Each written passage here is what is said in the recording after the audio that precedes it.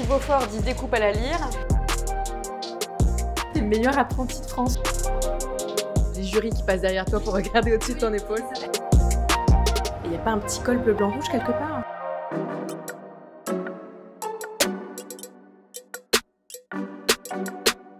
Bonjour à toutes et tous, nous revoilà dans un épisode de la Voie lactée à Lyon, dans le quartier de Jean Massé. Nous sommes chez les Trois Jeans, une fromagerie qui est tenue notamment par Iliana. Iliana, bonjour. Bonjour. Tu as 22 ans. Oui, tout à fait.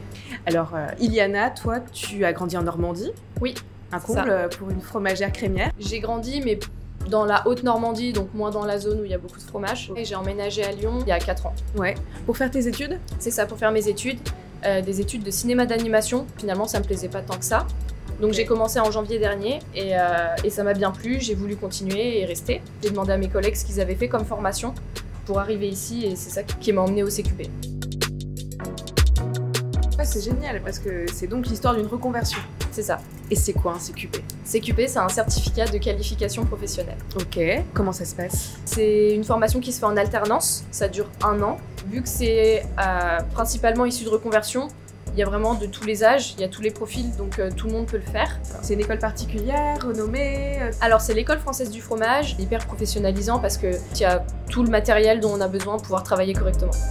Qui dit Beaufort dit découpe à la lyre. Au fil? Au fil? Ouais, carrément. Ah oui, et je te laisserai le faire? Et tu vas me laisser le faire. Ouais. Bah, je vais essayer de pas faire de bêtises. Ouais. Ça va aller? Ok. Bon, écoute, ce sera ni droit, ni esthétique. Je te montre comment on fait. Pas Elle mal. est nickel. Elle est nickel. En plus, Iliana, t'es une pointure maintenant, puisque t'es meilleure apprentie de France. Alors je suis pas la meilleure parce qu'on était 6. Ouais. Mais oui, c'était super bien. Ce concours, en fait, c'est accessible à tous les moins de 23 ans qui sont en formation. Donc il n'y a pas que ceux qui sont en CQP. Ouais. C'est vraiment ouvert à tous les jeunes qui sont dans la filière et qui ont moins de 23 ans. Et y a pas un petit col bleu blanc rouge quelque part? Non, il n'y a pas un petit col bleu blanc rouge, ça c'est que pour les meilleurs ouvriers de France. Et qu'est-ce qui t'a donné l'idée de faire ça? On nous en a pas mal parlé, notamment Didier Lassagne, c'est lui qui s'occupe du concours. Je trouvais ça bien de me challenger et puis en fait, dans tous les cas, je perdais rien à m'inscrire parce que le concours, que je l'ai ou que je l'ai pas, au moins j'aurais pu me challenger et voir ce que c'était de faire un concours et comment je réagissais au stress. Et donc j'ai bien fait parce que déjà c'était un super entraînement pour le diplôme. Tu penses que ça joue dans le recrutement de passer ce type de concours pour les jeunes? Alors si on l'a pas, c'est pas grave du tout. Déjà de l'avoir fait, même sans l'avoir eu, je pense que c'est super intéressant parce que les gens de la filière voient qu'on est vraiment investi. Ça apporte vraiment quelque chose, ça montre qu'on prend des risques. Et même ceux qui l'ont pas forcément fait, c'est très bien aussi. En fait, c'est vraiment les connaissances. Et je pense que comme pour tout travail, faut être à l'aise, il faut voir comment le feeling passe avec le recruteur, l'employeur. Et puis, il faut que les connaissances soient là aussi, c'est ça qui est important. En fait, tu sais, l'emballage de fromage, c'est marrant, mais c'est pour moi comme un pouvoir magique que vous avez, vous les crémiers fromagers. Ouais. À chaque fois que je viens, je suis épatée de voir avec quelle rapidité vous le faites. Est-ce que tu peux m'expliquer un petit peu le déroulé, le temps que ça prend de le préparer? J'ai fait pas mal de préparation en boutique. J'ai une collègue qui m'a fait vraiment beaucoup de tests. Donc elle me faisait des questions, elle me chronométrait et elle me disait bah t'as tant de questions, donc t'as tant de temps, t'as 5 minutes par question. Et elle m'a aussi fait des dégustations à l'aveugle, des morceaux de fromage décroutés et numérotés. Décrouter, c'est dur. Ouais. Ah et ouais. au concours c'est comme ça, c'est décrouté. J'arrive pas à croire qu'ils jettent les croûtes. Ouais. C'est ce qui me choque. Exactement. Sinon ce serait trop facile. Oui, c'est surtout que les fromagers généralement nous enjoignent à manger les croûtes sur le fromage. Mais sur le concours du coup c'est carrément différent, c'est vraiment au plus dur, on a que la pâte. En fait il y a tous les sens qui rentrent en jeu, il y a la vue, il y a le toucher aussi, si c'est plutôt élastique ou pas trop. Et puis après il y a l'odorat et enfin le goût. On vous encourage aussi à développer votre créativité pendant ce concours puisque il me semble qu'il y a un plateau de fromage à faire. Tout à fait, oui. Et je crois avoir vu le tien, il était assez graphique. C'est vrai? Ouais, ouais, je trouve. Bah merci. Oui, on doit faire un plateau de fromage. Donc il y a une consigne, par exemple, plateau de fromage pour 6 personnes, pour un repas fromage. Et donc on a un temps aussi, on est timé. Et donc pendant les 30 minutes de l'épreuve, il fallait faire et le plateau, et l'assiette de dégustation. Et il faut savoir que quand on a fait le plateau, il faut vraiment remballer tous les fromages, il faut mettre les étiquettes, il faut nettoyer le plan, il faut nettoyer les couteaux, il faut que tout soit... C'est pas que le plateau. C'est une épreuve Top Chef ton truc. Enfin, c'est mieux que tout soit rangé, tout soit nettoyé, donc c'est quand même très rigoureux et un peu stressant du coup. C'est vraiment une épreuve Top Chef. Est-ce que t'as aussi les profs ou les jurys qui passent derrière toi pour regarder au-dessus de ton épaule? Et ils s'arrêtent comme ça et ils regardent et t'es genre ah, je fais bien, je fais pas bien, et tu les vois noter la main comme qui ça. tremble. Ouais, ah ouais. Je vois complètement. bien sur les plateaux, normalement, c'est qu'il faut qu'il y ait un sens de lecture. Mais voilà, que ça soit un petit peu harmonieux. Là, je crois que le sens de lecture, c'est vraiment spécial gros gourmand, quoi. Ouais, exactement.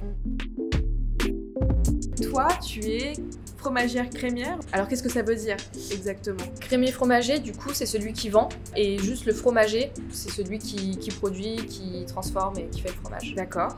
Et à quoi ça ressemble une journée type? On commence à 8h45, donc j'arrive un peu avant quand même. J'allume la banque de devant, je mets les préparations maison d'abord. Et après, je fais ma petite liste et je fais le réassort pour l'arrivée des clients. Et puis après, on fait soit les préparations maison si on a des préparations à faire, les réceptions.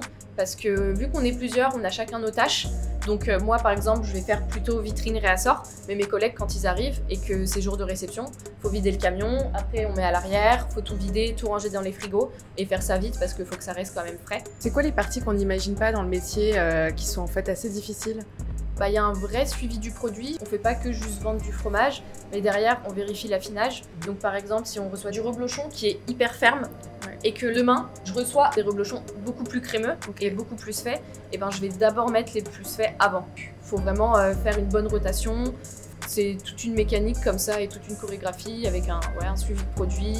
Pareil, quand on en reçoit, des fois on en teste.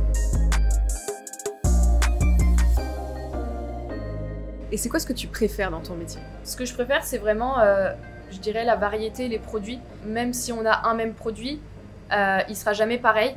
Tout change en fonction de la saison, le goût du fromage il change. Et ça, je trouve ça super intéressant. De voir les producteurs aussi, je trouve ça génial. De pouvoir parler avec eux, de voir leur quotidien, comment ils font le fromage, de pouvoir les goûter. Et puis c'est super important cet échange et c'est comme ça qu'on pourra au mieux retranscrire aux clients en fait notre métier. Bonjour. Bonjour. Vous allez bien? Ah oui. Il y a un peu de monde aujourd'hui. Comment est-ce que tu vois ton rôle dans la filière laitière? Nous, on est pour moi l'avant-dernier maillon parce que le dernier maillon pour moi c'est le client qui achète. Mais c'est bien important parce qu'en fait on retranscrit tout un travail qui a été fait en amont, expliquer, faire vraiment ce rôle de pédagogie autour donc du fromage, qu'ils sachent d'où ça vient, ce qu'ils achètent et ce qu'ils auront dans l'assiette.